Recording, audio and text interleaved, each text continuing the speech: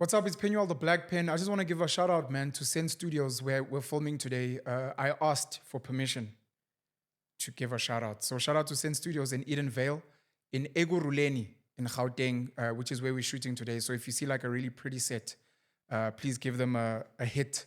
They're available online. I think if you just type in Sent with an S, S-E-N-T Studios, you can find their website and then you'll take it from there. Siphethu siswa kaMhlongo namhlanje. Unjomane kaMkapi. Yes, correct. Siswa seThekwini. Yes. Noxolo Mhlongo, I'm so honored to meet you.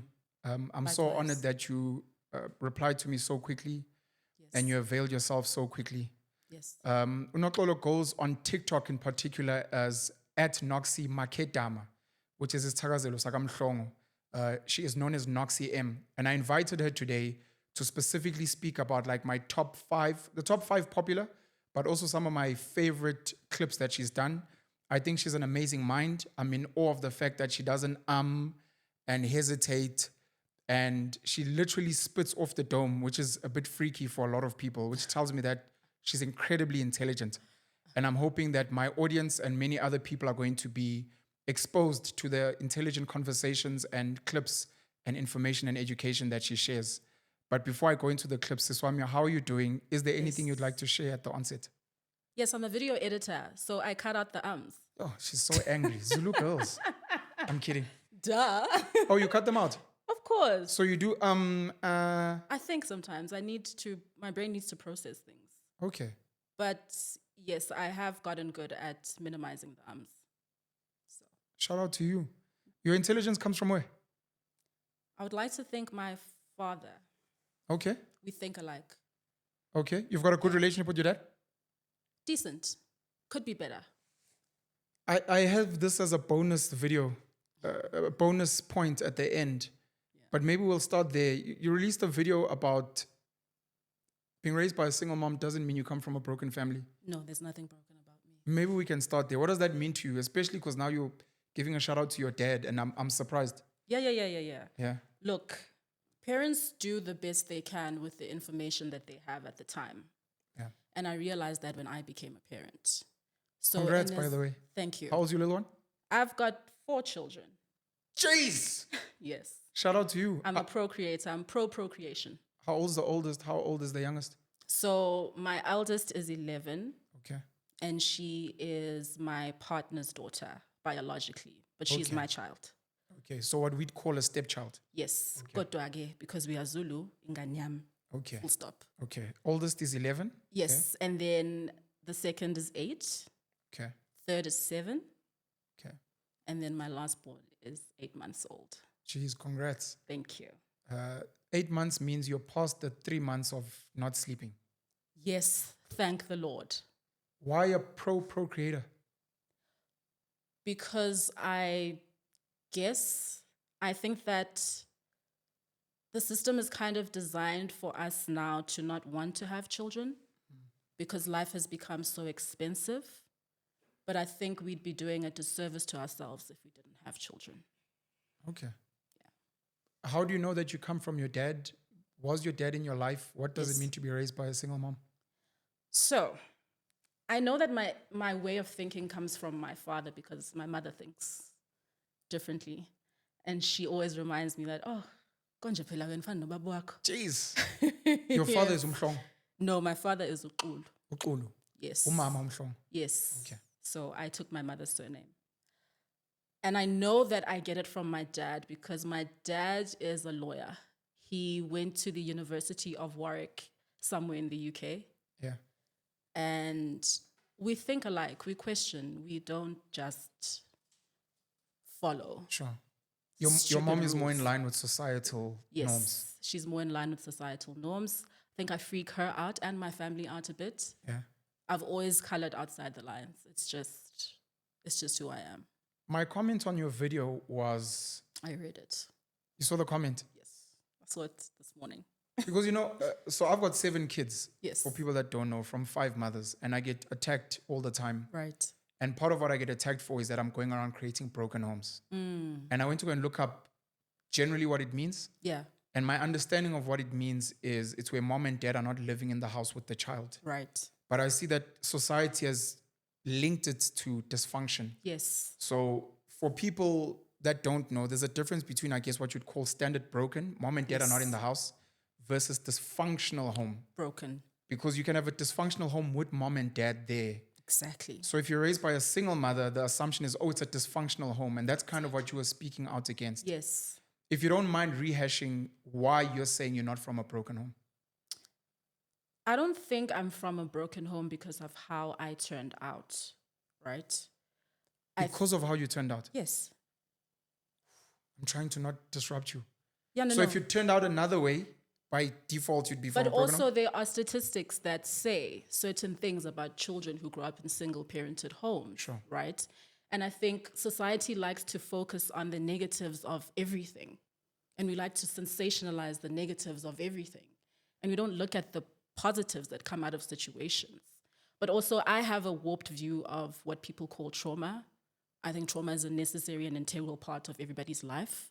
I think people will be traumatized and we will inflict trauma on others at some point in our lives. It's just part of how humans exist, and it builds grit, tenacity, hyper-independence in some cases.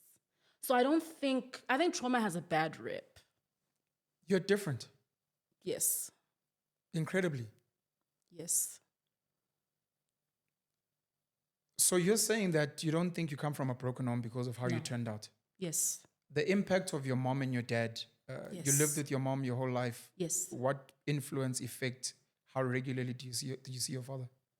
It was regular when I was younger, right? But then as I grew older, I started to become upset with my father because I felt that he wasn't there for me in the way that I needed him to be. Yeah. But as an adult who goes to therapy, I understand things differently now. I understand that my father was doing his best with what he knew at the time.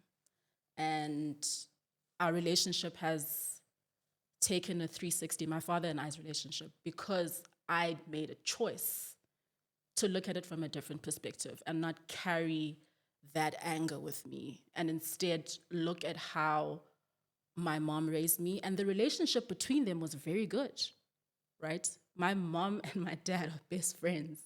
Hectic. They're so close. Were they ever together while Yes. you were little and then they split? Yes, they were together when I was young and then they split. Okay. Right. And my father also has other children, so I have siblings as well. Yeah. And my mom, my father, and my stepmother were extremely mature adults. Okay. And they understood that what was best for us as children is what mattered the most. And that has always been the main agenda. My mother has never spoken ill of my father. Even when I could see as a child that, hang on, why are you, you're doing a lot. Yeah. This You're guy, doing the most. Where's this guy, you Yeah. know? And it would always be a matter of, Babuaku, what do you want me to say? Love him. She never took offense to the things that I was offended by. She understood that my father was just a human being having a human experience, and it was okay. I want to highlight a few things from what you're saying. Number one, the importance of therapy, Yes. especially in a world where everyone tells you every day that you're broken and there's something wrong with you. Exactly. And to go to a place where you can figure out who you are, I guess, and create your own perspective on yourself. Number two, a healthy relationship between parents that are no longer together, which is probably one of the things that causes the most trauma for children being raised in a broken home. Exactly. That mom and dad don't get along. Mom probably badmouths dad. Dad probably is a deadbeat and you're saying, no, my parents got along. Third thing being the fact that your stepmom on your father's partner Yes. became someone also who was not toxic and destructive, which also becomes very important. And then more than anything, and this one is probably the most important to me and for people out there, especially adults, because we think it's only for children, looking within and figuring out for yourself who you want to be so that you don't live a life where you're constantly blaming everyone for everything, and realizing that regardless of how my dad is, either he was a piece of rubbish or the guy was actually showing up as best as he could, looking at the dynamics. Yes. Jeez, thank you for engaging on that. Sure. I had a question. No, I'll leave it. My first point, and one of the first clips or your most popular clip, hard work doesn't pay off. No, it doesn't. No. Every billionaire, millionaire, president, successful person is like, work hard. You must It's work hard. nonsensical. Why? When you talk about working hard, especially for us millennials, there was a blueprint. It meant you do well in school, you do well in university, you get a good job, and then you get to live the life. Of course. A life that is better than your parents' life. But the mathematical equation is not balancing. If you look at how we are living as millennials today and how it continues to get worse instead of better. And there are multiple factors for it, but at the heart of it, it's capitalism. And it's a harsh reality and a slap in the face when you're 30-something and the one major investment that our parents instilled in us, which was to buy a house, which I have feelings about, but let's just go with it. To buy a house. And I understood why they thought that way, because in their time, they were not wrong. The maths made sense. Yeah. But in our time, it's looking a little bit different. So if you were a millennial, or if you are a millennial and your parents bought a house in the 90s, let's say mid-90s towards the late 90s, and they had a household income of 5,000 Rand gross salary with a take home of 3,000 and something. The mathematical equation was that your annual income multiplied by 3 was how much you would purchase a house for in a decent emerging middle class area. That's not the case anymore. Those numbers for millennials look like 8 to 10 times your gross salary for you to live in an emerging middle class area. In a 3-bedroom, 2-bathroom standard home. So where is this hard work paying off? My parents, who were technically less educated than I am, for example, if, let's say, I grew up in a household where my parents were police officers, I am more educated than them because I hold this piece of paper. Another issue that I have with the piece of paper, but we'll get there. I'm supposed to live this life. I was sold a dream about this life, and this life is not coming to fruition. And there are systems that are ensuring that this life never comes to fruition for me. And the sad part is that I'm buying into these systems by continuously looking to them to be the ordainers of my future and the keys to my success. But the numbers are not numbering. It's a bit scary that for many of us, we out-earn our parents in multiples in terms of numbers. If you just look at the numbers to what you're saying, my mom earned 5,000, I'm earning 30,000. So obviously I earn more than her. But you can't afford the house that she bought. No. With that small salary that you got back then. No. If you were to multiply your gross annual income as a middle-class person, a middle-class person, which let's say you're earning 20,000 Rand a month, you multiply that by a year, it's 240,000. Multiply that by 3, 720,000. Where are you going to live? You're not going to live in the areas that your parents lived in. I think those are the houses I saw it now. Yes. So where's the benefit for all that hard work? And then you get into the working environment, and then it hits you that actually hard work, again, doesn't pay off. Because if people don't like you, they don't promote you. Yes. And you can be stuck in the role for 10, 20, 30 years. Working hard, being the top performer doesn't mean anything. You've got an issue with capitalism? Yes. Why? I think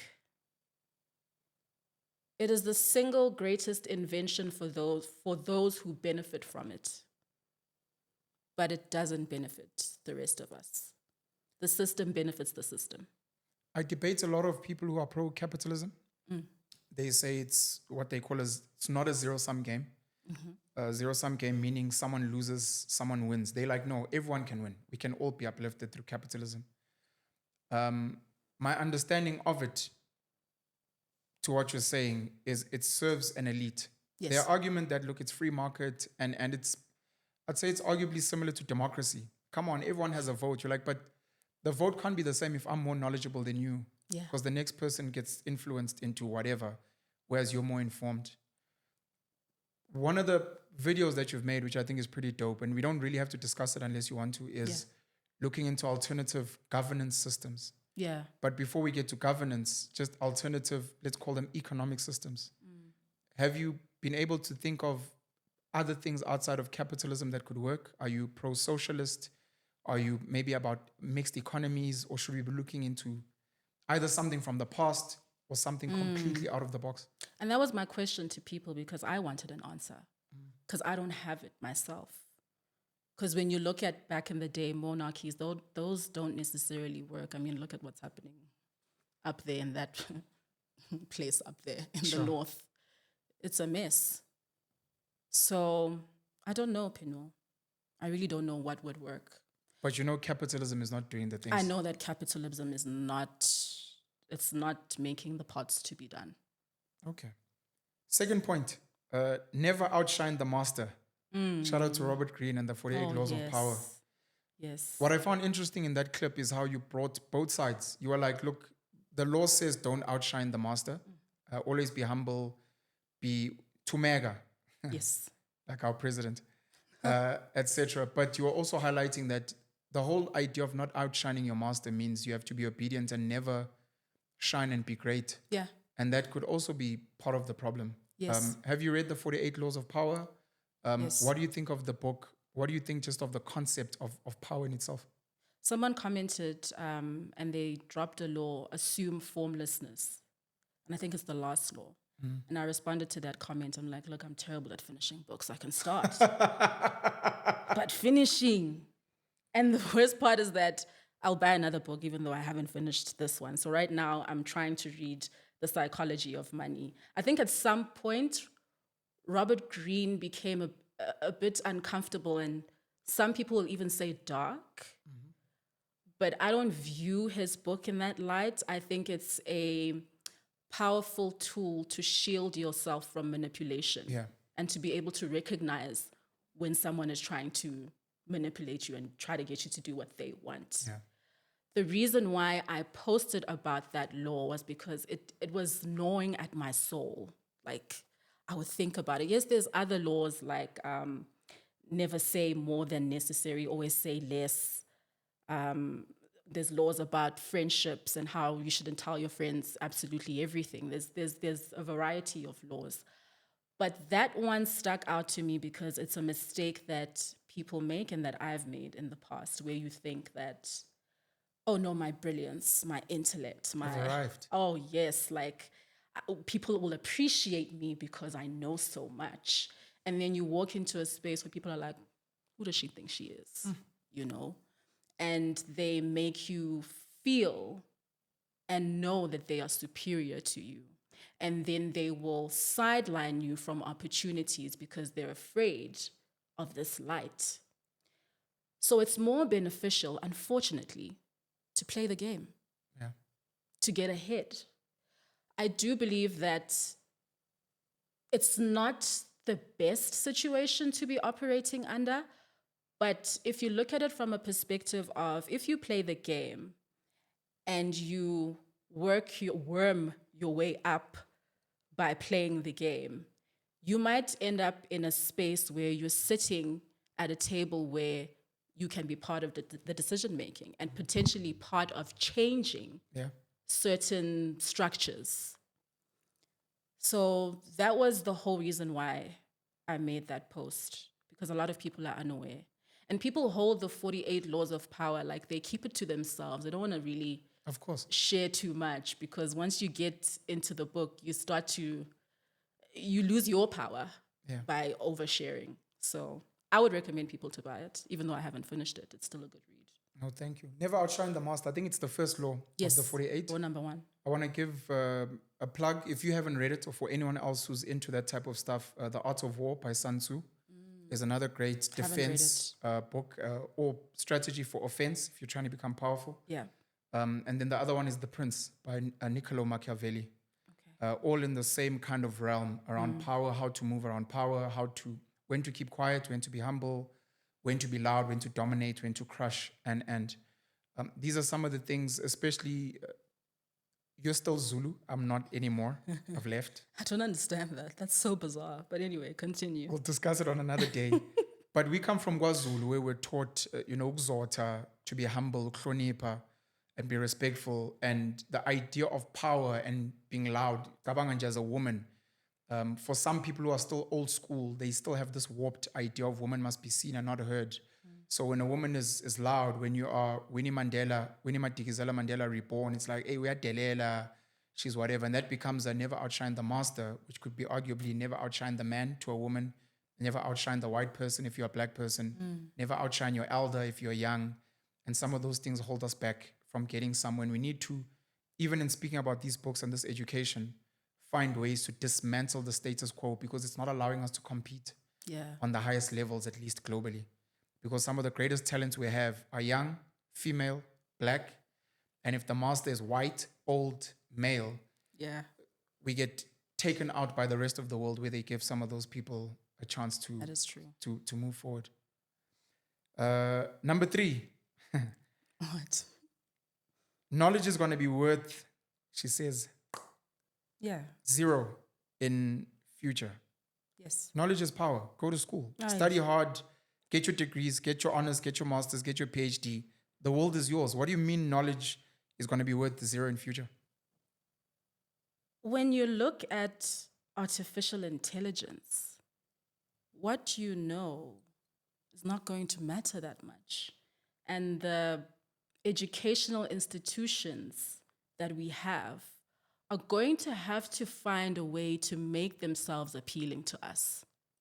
Because they've somehow managed to, it's weird, because when you want to go to a certain university, they have these requirements for entry. Of course. It's like a reverse psychology thing. Like, oh, you should be happy that we're allowing you into our institution. And then we forget that these people are a business. They're providing a service. We are paying customers. That's correct. We deserve for you to reform. If you cannot keep up with artificial intelligence, what is your worth? What is your value proposition? Why must I buy in to this institution? For what?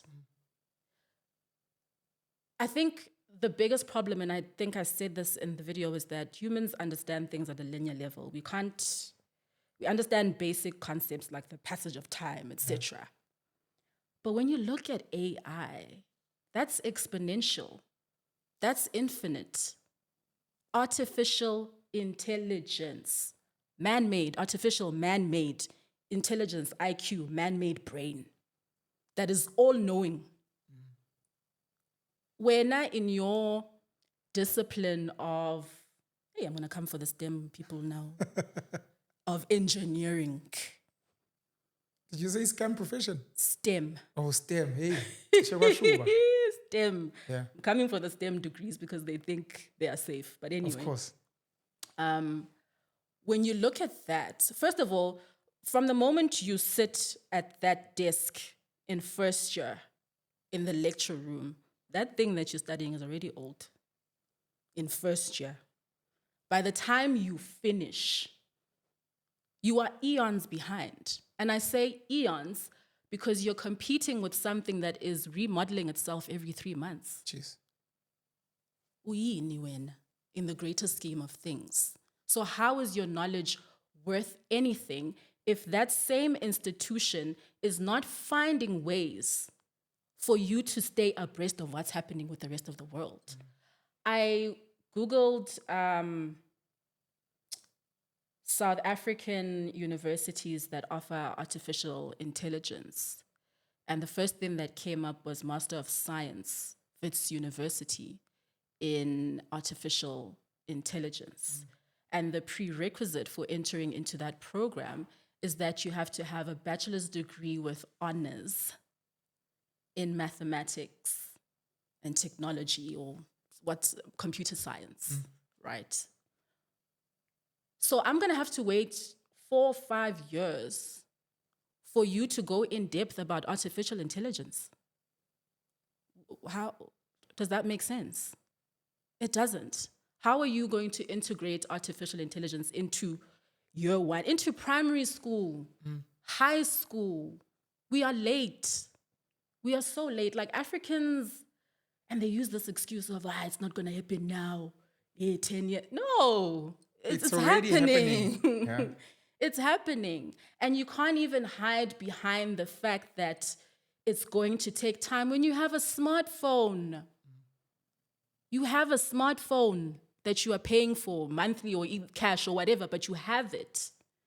And you can go there and learn things without an educational institution. You can know more than the people who are actually there. Correct. What the point?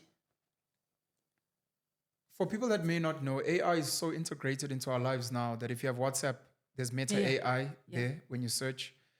You can even, while you're WhatsApping, for people that may not know, if you don't know, at Meta AI when you're chatting to someone or in a group and ask any question and it responds in real time. And it's constantly improving itself because I sometimes speak to it in Afrikaans and in isiZulu. Yes. And it makes mistakes, but it's learning and it asks if it said the right thing or if there's another way. Google now has integrated AI. Gemini is their AI tool. Them. So when you search on Google, it starts with the AI response before you go to the links. And so I think it's fundamental that people learn. My question to you following up is, if you're saying knowledge will be worth zero, so that's individual knowledge. And then there's artificial intelligence that has its infinite knowledge. Should people still be reading books? Should they be learning anything? Or should they be like, hey, we've got Google, we've got AI, we've got ChatGPT. If I don't know anything, I'll just ask these guys. I want to write a book about what? About Zulu girls. I'm just going to go to my AI and be like, hey, I want to write a book about girls. Just do it for me. Should I still bother reading books? Yes. Should I be reading the 48 Laws of Power, Yes, The Prince, The Art of War? What is the purpose if you're saying knowledge is going to be worth zero in the future? I think you should, because I'm not fighting with knowledge in its entirety. I'm just fighting with the systems that claim to be the institutions that are saying, come to school, pay hundreds of thousands, if not millions. For something that is readily available anywhere and everywhere. The world is moving towards shorter periods of learning for a reason. It's because they're trying to keep up with what's happening with artificial intelligence, not because they just want to create 6 months courses for fun. There's a reason behind it. It's necessary. It's necessary. Reading is still necessary. It's an integral part of learning. I think that where we find knowledge is changing, and we need to come to terms with it and accept it and adjust and adapt. So it's not enough to just have a piece of paper or a degree.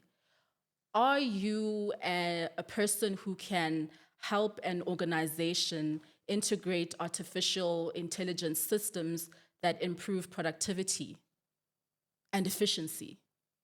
What is that? I never studied that at varsity. Exactly, which is the So biggest you become problem. obsolete. Yes. You become, so again, this hard work, we're working, Nkosi yami siyasebenza. Jesus, hard work for 6-7 years. Is for what? If you're outpaced. It's not enough. There needs to be something else. I actually think that institutions need to relook at the whole 4-year thing. It's not working. Even Bona Abovitz. There's a disconnect between school and what's happening in the real world, right? I think, this is just my opinion, there should be intense training periods of 6 months in the first year, and people should be sent out into entry-level jobs where they can integrate their learning with what's happening in the job market. There needs to be a continuous feedback loop. That's what apprenticeship used to be. Yes. You continue your studies, you have the basics now, you kind of get it. Then the corporates and public sector, the people who create the jobs, need to create systems that open up the space for that to happen. Otherwise, we're always going to be behind. It's never going to work. Elon Musk has knocked it. I think Jeff Bezos of Amazon, if I'm not mistaken, I think Mark Zuckerberg, they've knocked tertiary institutions. Yes. I'd like to think they respect them to some regard, but they say, look, I think Neil deGrasse Tyson as well speaks about, look, these things are just a nice badge. Yes. It's like I was part of the UCT club or the VITS club, and this is where we met. But from a context knowledge perspective, they're no longer doing the things that they need to do. Yeah. On the most basic levels, things like long division for kids in primary school. I don't even remember it. I don't remember. Should we stop teaching that? We've got calculators now. Should we still be teaching kids how to code, considering that there's Python and AI tools can code themselves if you just tell them what you're trying to get the output for? Should we still be learning those things, in your opinion? In my opinion, and this is not based on research because I don't have that research, but I don't see anything wrong with learning long division. I mean, it's whatever, dog. If that's what you want to do. Yeah. I don't think it's very efficient when there's a calculator involved and we can get to the answer quicker. And there are much more complicated mathematical equations where you're not really going to use that long division in the long run anyway. So what are you learning it for? Could it be that it is a matter of teaching? This could be possible, actually. Teaching people how to solve big problems without necessarily looking at easy solutions. But then again, is it necessary for problem solving to be this long extended thing?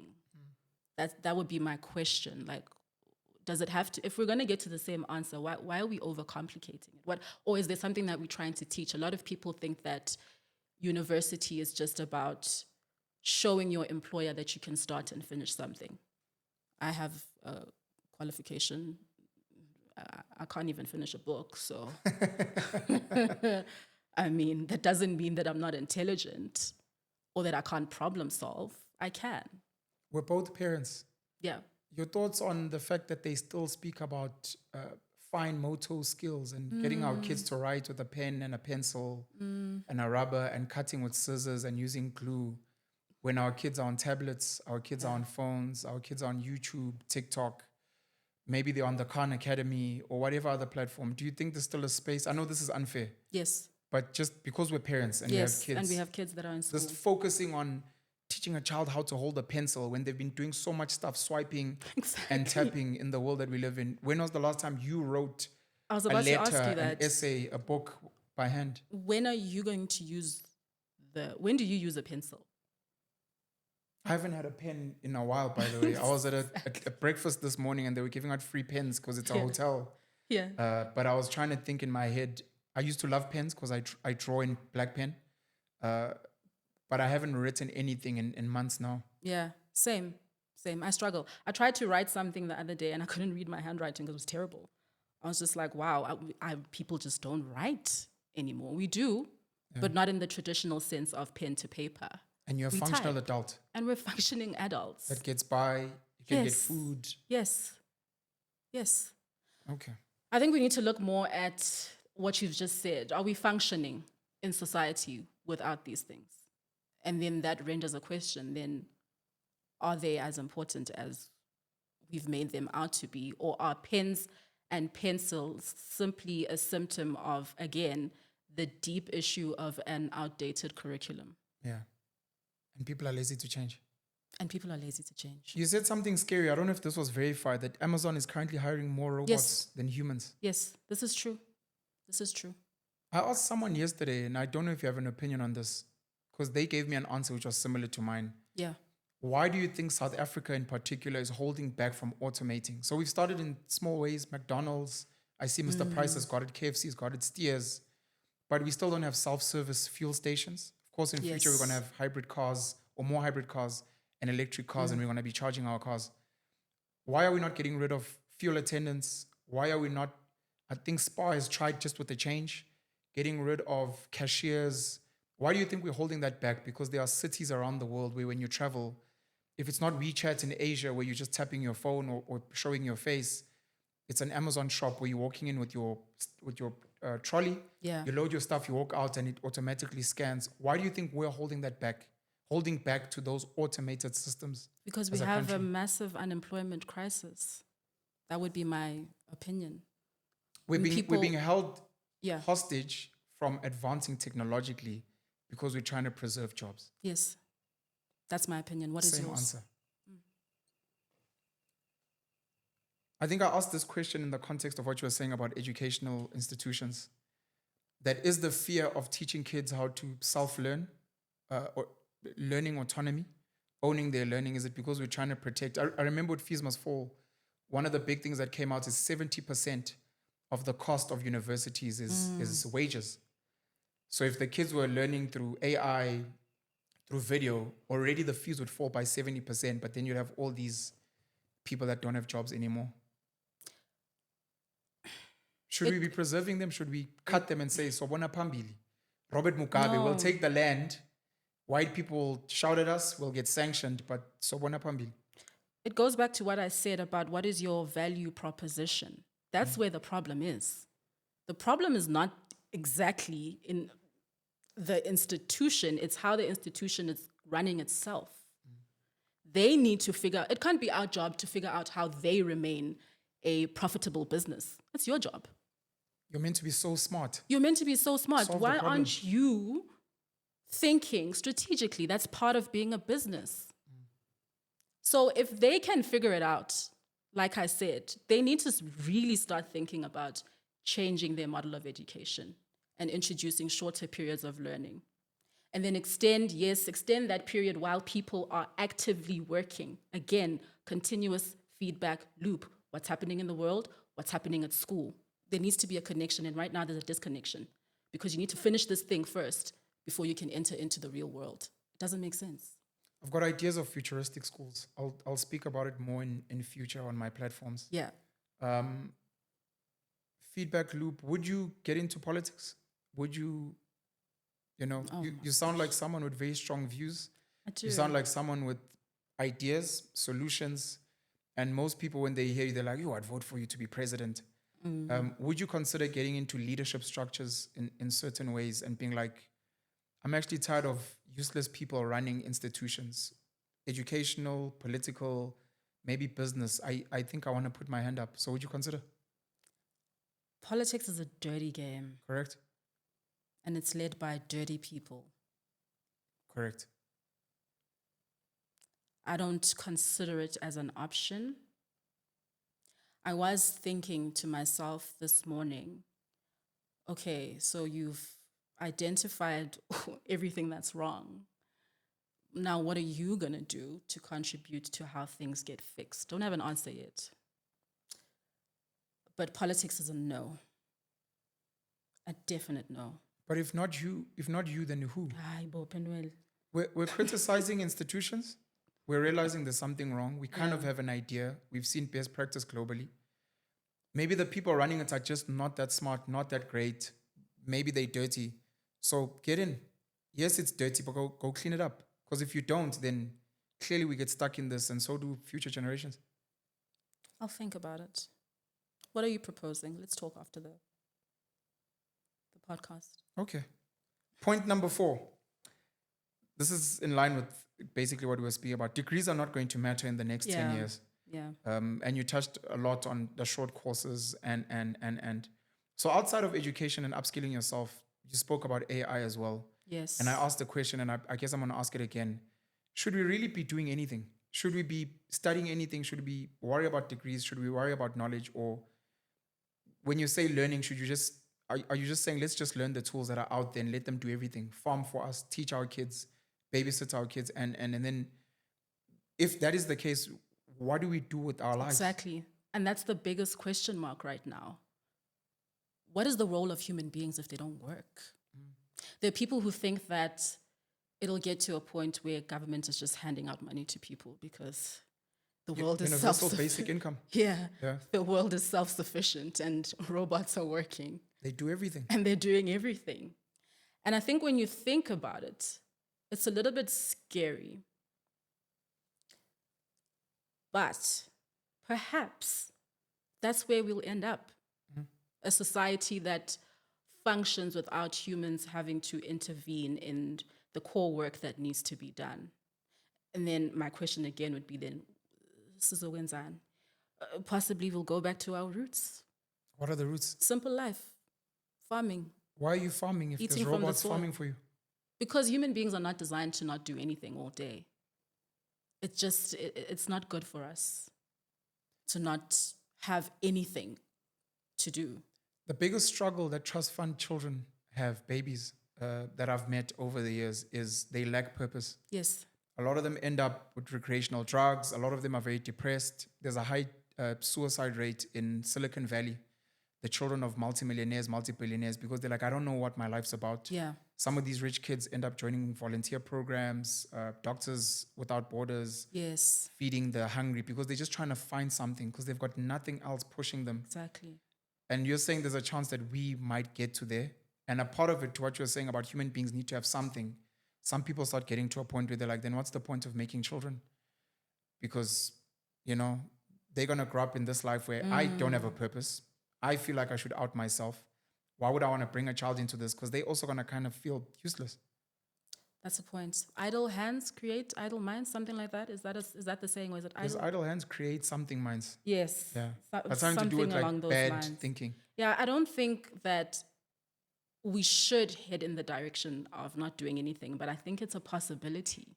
And I think that's the scariest part. I think people are worried about AI taking the jobs the most because people understand that we are not designed to be, like what you said, purposeless. Sure.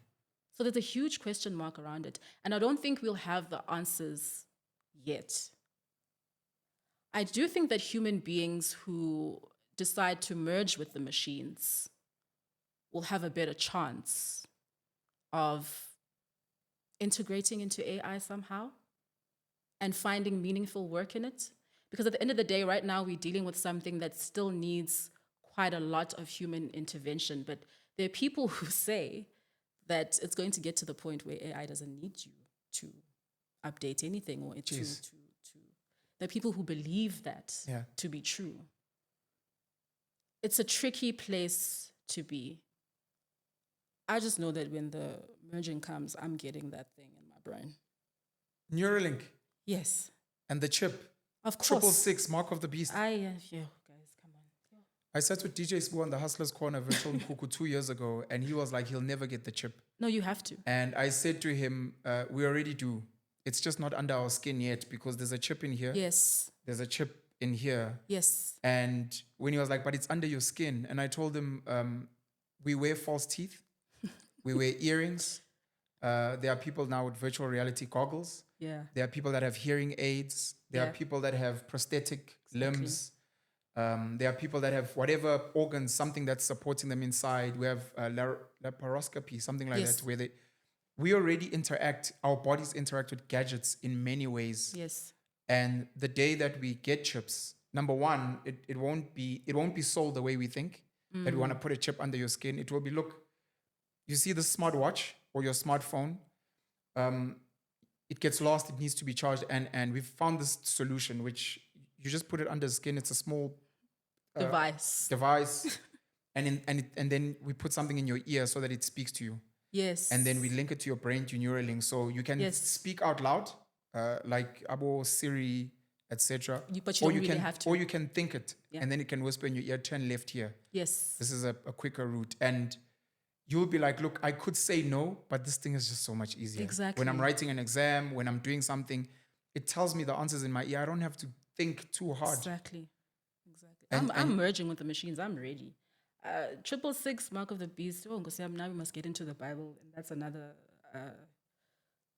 complicated story with another unbalanced mathematical equation. Jeez. One of the greatest movies ever made, one of my favorite movies, is The Matrix. And in The Matrix, the whole story with double Keanu Reeves, Nabo Lawrence Fishburne, Neo, and Morpheus and Trinity is this future. I think the movie was released in 1999, if I'm not mistaken. People were scared of Y2K in year 2000. Yes. The whole premise of the movie, which has become more apparent as the years go by, and some people argue that The Matrix was not a movie, but a documentary of the future, is artificial intelligence, machine learning, where the machines don't need our input anymore, where artificial intelligence gets to a point where they're like, look, we work for these people, we grow their food, we look after their kids, we drive their cars. Why? Exactly. Why? And the machines start asking themselves questions of, am I a conscious being? Why am I serving these things that are kind of useless? And man and machine fights in the Matrix, or the aftermath of the Matrix is men and machine fought. The war was so bad that they blotted out the sun, which is our number one source of energy. And the machines needed a new form of energy. And the cheapest, most efficient form they found was human beings. But a human being as an energy source is not enough. It needs to be stimulated. Yeah. So they'd plug us into these machines where you're born, you go to school, I want to be rich, I want to have a big house, I want to get married and have kids. But you're not real. You're like a vegetable. Because they know when you're stimulated with purpose, you elicit the highest forms of energy. And in that way, we are living in the Matrix now because this is not real. We're actually powering machines that destroyed us all the years back. And we're only becoming conscious now that this thing happened, and we're trying to keep it from happening within the Matrix. And that becomes one of the issues. Are you scared of what AI could do? The dangers of AI, the dangers of robots. We've seen so many movies of kids being babysat by a robot, and the robot goes rogue and loses it. Yeah. The There's a dangers part of of AI. me. There's a part of me that feels like those things are highly possible. If you want to make it, since we're talking about 666, if you want to make it biblical, right? We are allegedly created in God's image and likeness.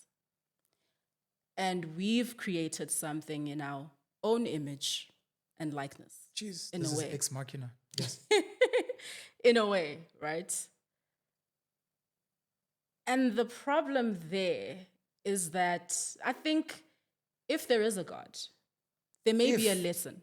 If Yes. there is a God, is what you're saying. Yes. Okay. I'm an agnostic theist. Okay.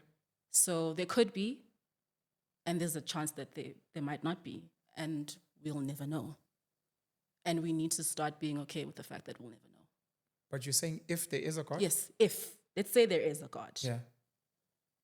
And he created us, and he gave he according to the Bible, he programmed us, right? He gave us a set of rules to live by. He gave us a code. This is how you will live in the world, and this is how you will rebel. Potentially, because you're given free will. And he gives you the kind of rebelling that you could possibly do in the commandments. And he tells you that, look, I've designed you in this way. I'm giving you free will. And I don't want you to do these things because these things are rebelling. But at the end of the day, it's your choice. So when you look at artificial intelligence, and if we truly believe that God exists and we are God-like, and we have been given the ability to create, we've created something that could potentially rebel against us. Jeez. And maybe that's the lesson. Maybe it's a tough lesson that people need to learn if there is a God and there is a code that we're supposed to be abiding by. That one day you'll understand what it feels like to create something, give it a set of rules, and then have that thing rebel against you. We already give birth to those things. We know. My takeaway from what you're saying is we may be, if there is a God, the first form of AI.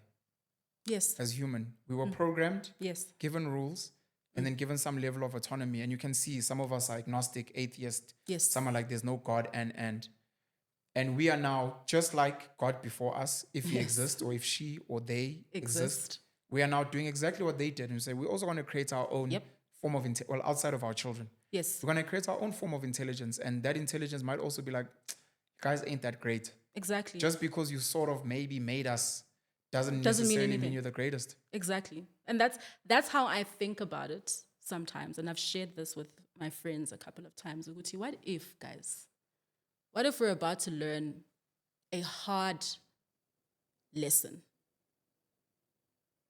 of what it means to have. I mean, look at inventions like the microwave, right? Yeah. We've been creating things for a long time. Nothing to this degree. But a microwave knows that it's designed to heat things up, and it's been coded that way, and it's fine. That's its primary function, and we've created robots like, if you're gonna draw comparisons to God, robots and AI are there to serve us. It's about what we want, what we need. Correct.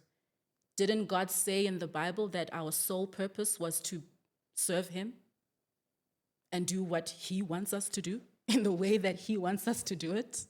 And we have an issue with it. So what if? What if AI has an issue with it? What if AI realizes that, yes, humans are worthless, they destroy the planet. Why keep them? Sure. Delete them. They are a virus. They're a virus. Delete this thing. You know? So hey, if you want to go science fiction, I mean, anything is possible. I've learned to never rule anything out. Never say never. On a lighter note, I don't even know if this is lighter. You went full Zulu on this one, and I really enjoyed it. You were saying taxis are bullies. Oh, yes. And yeah, you went full Zulu. You were even like, hey, Bas Bedela and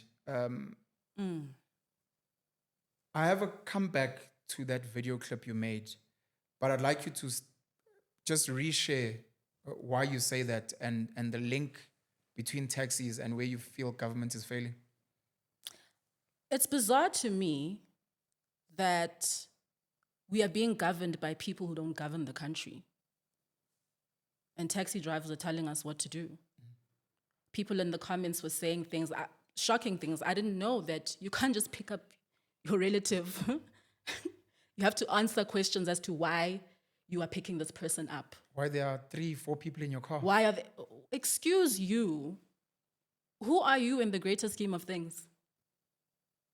Yes, taxis power the economy. They're vital. They're important. That does not give them the authority to be bullies and to give us instructions and tell us what to do. Who should have the authority? Those No, this is not a philosophical question. Those who are in power. Government. Yes, they should be telling these people to stop, but they're not. Why? Bayasaba. Do you think it's just that, Basaba? They may be involved. They may be financial benefiting involved. We don't know. That's just a theory that we hear people spreading. Which, they own the taxis. That's why. You know, it's possible. I mean, we are living in a capitalist society, so anything is possible. I find it to be really it's disgusting. Taxis are a law unto themselves. Yes, I don't have I'm not even going to get into what's happening in KZN because I don't want to die. But yeah. That's sad, right? That you get silenced in real time. This is not like being cancelled on social media. Yes. This is like, no, you're cancelled. You won't breathe anymore. My sister called me after I posted. She sent me a text actually on WhatsApp and she said, yay, Sure. Because it's an actual thing that we can't speak out against people who are bullying us because they could kill us and nothing can be done about it. I've heard so many. My mom was reminding me of an incident that I'd forgotten about that happened, if you're familiar with Durban, close to a roadhouse. And the taxi driver almost threw her off the road because she decided to brake when the robot turned orange. And he wanted to go. So he was upset. And I was like, oh yes, I forgot about that incident. And my mom was shook. She was traumatized. So it's a huge problem. Minister of Transport, what's her name? I'm not sure her name is. Oh, Barbara Creasy. Oh, I remember the last lady that took over from, I think, Umbalula. Yes. So Barbara Creasy is the minister now. Barbara Creasy. I don't know, this government of national unity needs to do something about this thing because this is ridiculous. We can't live like this. Not for everyone, because leadership is not for everyone. Right. There's a point where you transcend the fears that ordinary people have that make you beyond mere mortal. And I think you're starting Steve to play... Biko, Nelson Mandela. Hey, they are bad examples. I want to say this. When you become fearless of the things that the average person fears, by default, people start fearing you. It's the story of how the Mafias in New York was set up. And maybe just on that point, we are run by different mafias in this country. Many people don't know. And this is an answer to your question, which I don't know if it was rhetorical. So a lot of politicians own taxis themselves. A lot of them are part of associations. You're very right. A lot of them fear some of the people in the taxi industry. But we're run by different mafias in this country. I made a video about it a couple of years ago on Facebook. There's obviously the taxi mafia who have more guns and more vehicles than our police. I think we saw this with the riots, I think, where they were flexing at some point. They were like, look, we'll keep certain places safe. Don't worry. We've got more guns and more vehicles than the police. We've got them, and they've proven their power and their flex. They did it during hard lockdown where they were told you'll only have this many passengers. They were like, no, we'll have as many passengers as we want, and you guys will pay us for losing money. We've got, of course, the gangs and the drugs. You know, you'll see politicians sending people to Palestine and Israel and Ukraine and Russia and speak about conflicts when there are more people getting gunned down in the Cape Flats and in other townships on a daily basis than the casualties of some of those wars. But they don't intervene at the same level. They're not sending soldiers. They're not calling human rights violations. They're not calling the UN or the ICC at all. They turn a blind eye because there are certain people there that get their drugs from wherever. And this is not just coloreds. It's not just black people. It's a lot of European foreigners. It's a lot of local white, black, colored, Indian people involved in drugs. Yeah. They also are very violent, and they've proven. They've taken out some of the big lords as well. The politicians are scared of them. And some of them are also involved because they get bribes and they get money. Some of the mafias that are not spoken about are religious groups in this country that are also laws unto themselves. Lockdown was a great social experiment for people that were paying attention. There were certain churches or religious groups that were able to do things that other normal human beings couldn't do, and where politicians had to bow down and apologize at certain times for certain acts being done, whether it was the Muslim Judiciary Council, whether it was the Jewish Board of Deputies, whether it's some of these influential churches, Shembe, ZCC, etc. The political leaders need to go and bow down when they go and speak to the leaders there. You'd call them mafias, but some of the traditional leaders, you know, you've got your EFFs buying fancy cars and buying cows for certain kings. Every time a president has to go and see the king of the Zulus, they get on their knees, they take off their shoes, etc. It's representing what those people are custodians of, because if they ever deviate, those people can send people. You're a president, you're a deputy, you're a minister, they can send people to take you out. And then for some of them, they benefit financially or in other ways. And then there's other mafias, the business community, the cartels. Yeah. Whether it's construction, the pharmaceuticals, it's the banking industry, that also operate beyond the law, where they commit crimes and no one gets arrested. They do this and that, and the government turns a blind eye, or they just laugh, or they get a slap on the wrist. So to answer your question, that's the reason. And unfortunately, we are not being told the truth. And many people almost don't want to have a real conversation on why government doesn't intervene with the taxis. They should speak. The taxi industry themselves, and this is where I get annoyed, and I'm like you, I don't fear the taxi industry for many reasons. Number one, I know a lot of people there. Number two, a lot of them are ordinary people. Yes. They listen, even if you are they're like, don't do that. But we drive Uber, we drive. Then you're like, okay, so government is not bringing these people to the table to explain why can Ubers and Bolts not operate at certain malls, as you alluded to in your video, at certain train stations. They can't get into certain townships. They drop you off outside. Why? And can we find a solution to this? Yes. I'm a father. I've got a son who owns a taxi, a minibus taxi. I'm a father. My other son drives an Uber. Why can this son at some point not get to this son's space because of territory? Do the taxis own the roads? No. When they fight over routes, whose roads are they? Considering they don't pay tax. And so we're not having honest conversations. And again, this becomes one of my things to you of maybe we should be getting into certain leadership structures and sitting with some of these guys to be like, we want a solution. It shouldn't, we can't be so backwards as to think the only way to resolve is to take each other out when we can talk. Yes. Let's talk and find solutions. So that was one of the more lighter things that I wanted to say. So you're saying taxi associations and owners are willing to talk? I know for a fact they're willing to talk, but it's the type of conversation. No one in the whole world is willing to lose money or not have Yes. money to feed their kids. Yes. And when someone flexes, whether it's a Gautrain, a Rea Vaya, an Uber, whether it's mining bosses, whether it's Andre Terreita at ESCOM saying they're going to close down power plants, there are people that Yes. eat from those things. We spoke about fuel stations, we spoke about cashiers. There are people that eat. And if you're just coming to shut something down without an alternative, and then you don't understand why there's no water, why the electricity is down, this doesn't make sense. There are certain people that are rebelling, that are like, "Nyasdagelo nini." Exactly. And we're not having the right conversations. And our political leaders, many of them are not smart, many of them are not articulate, many of them are not natural problem solvers. A lot of them are beholden to capital. So even if they want to do something, someone's like, "Hey, leave this alone. It's got nothing to do with you." And you're like, "But people are dying." It's like, "Hey, it's fine that the people are dying. We've got private security that makes money. We've got funeral parlors that make money. Yes. We've got certain things that make, we don't need you to intervene here. Leave it alone." So then they turn a blind eye because they're also scared or they get paid, etc. My question would be to you then. I'm going to get in trouble for this. Ask your question and then please any closing remarks because I think we're out of Yes. time. What was the benefit of South Africa not having a civil war when we should have?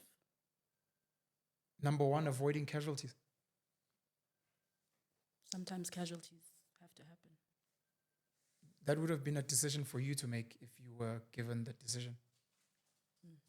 I'll say this because the CODESA, let's forgive, let's negotiate story is very polarizing for many people. I used to judge Nelson Mandela for the longest time, and then I had to put into perspective. The guy went into prison, I think, when he was in his 50s, if I'm not mistaken. He was already old. He'd lived a Yeah. life. He went in there. Prison is meant to grind you down. He was there with a lot of struggle heroes. They had to find solutions. He came out. He was given a picture of the world. He went to the World Economic Forum. He sat with Margaret Thatcher, and then they were shown, this is Zimbabwe Yes. when you take the land forcefully. This is Venezuela when you push for communism, socialism. This is potentially what could happen if you're willing to work with us. We could do, and we can give you something for your people: free houses, free schooling, feeding schemes, and then people can uplift themselves in some way. You know, you've got Noxolo today, no Penwell speaking good English, living in the suburbs. Isn't this what you want ultimately? If you're willing to do the work. And then you, as the person making this decision, you guys can be very rich. Your kids can go to the top private schools. You can be dollar billionaires overnight. And so what do you want? Or we can fight back and you can lose your life, your family, and the black people you're fighting for might never get to what they really, really want as well. And a decision had to be made. I For- hear that. For our generation and for future generations that are going to constantly call out the sellouts, because it was a sellout position. That's not what we agreed on. When you deviate, you are selling out Yes. by default. We have an opportunity to do what they couldn't. So go build your army, revive Mkhonto Wesizwe and APLA, and be like, "Oh, we're going to do what they said they were going to do." Do it. No one's stopping you. You're not held by the ANC or the EFF or MK today. Go do it. No, but so you want to pass the buck. They must die. They must. No, go do it, number one. Number two, are you willing to lose your comforts as well? Because there's a lot of middle class, new rich black people who, this is so wrong, tax. And you're like, you sound like a white person right now who doesn't want to lose their privileges. So what are you willing to sacrifice? What are you willing to lose? With that being said, there's a lot of the legacy beneficiaries of apartheid and colonizations that are willing to sit. So just like the taxi industry and government, there are rich white people, old, and some of their kids that are willing to sit to be like, do you have a better option? But in the better option, am I going to lose something, which I don't want? But if you can tell me that putting Siya Kolisi as captain of the Springboks and bringing Makazole Mapimpi, Cheston Colby, Lucanio Damian Willems, Sasha Feinberg, Ngomezulu into the Springboks, the white people are not going to lose anything or not lose much. It's an insurance against black revolt, and they can become world champions and bring in foreign currency. Let's do it. So if you're saying, rich white man, give us $1 billion to uplift young black females because we're going to send them out into the world to compete with the Chinese and the British and the Americans to bring money here so that we can all be rich. And so that young girl doesn't become Winnie Madikizela and worse, and they come take you and your kids out. So it's up to you. And then we sit and we discuss. There was Codesa 1, we can have Codesa 2.0 and find a way forward. But that's then for people like you and I to transcend this pop politics and sit with the real decision makers to be like, we want a different way. Closing remarks. I just want Africans to be curious. Africans are black people. Yes. Okay. No, yes, definitely. Africans in Africa who are African and black. Be You're more pro-black, curious. pro-African. Yes. Just be a little bit more curious. It's the mark of intelligence is a curious mind. Noxolo Mhlongo, Noxy M. Yes. At Noxy Maketama. Yes. It's Njomane Jomane Kamkapi. Kamkapi. Thank you so much for joining me. I'm looking forward to, if you allow me, more conversations. Yes, definitely. I'm fascinated by your mind. I think you have so much more to share. I think you have so many solutions that could change people's lives. And I hope even in some of the solutions we couldn't find for ourselves while sitting here, that through engagements, through listening, reading comments, etc., we can find ways to create a better world for ourselves and maybe even find ways to merge with AI so that AI doesn't become the enemy of the future. Yeah. Thank you for joining me. Thank you, Pen. Thank you so much. Cheers.